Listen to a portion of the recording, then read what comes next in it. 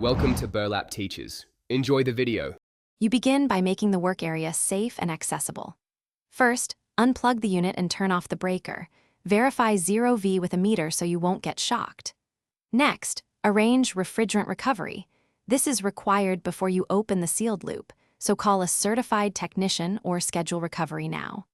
While you wait, pull the refrigerator away from the wall. Remove the rear sheet metal and compressor cover to expose the compressor and mounting hardware. Make sure you can reach the harness and refrigerant lines easily. Now you'll remove the old compressor with care.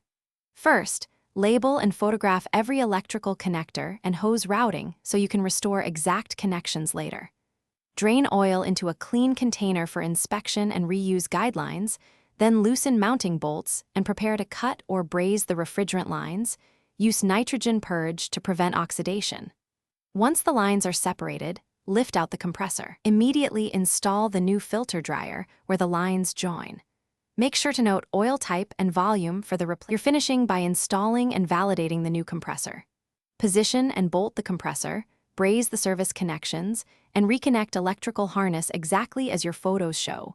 Torque mounts and fittings to spec. Evacuate the system to about 500 microns and hold for 15 minutes to verify there's no rise, indicating leaks. Charge the correct refrigerant type and amount to factory specification, then run the compressor while monitoring pressures, current draw, and cabinet temperatures. If current is high or temperatures don't drop, recheck. Thanks for watching. Consider subscribing if this video helped you.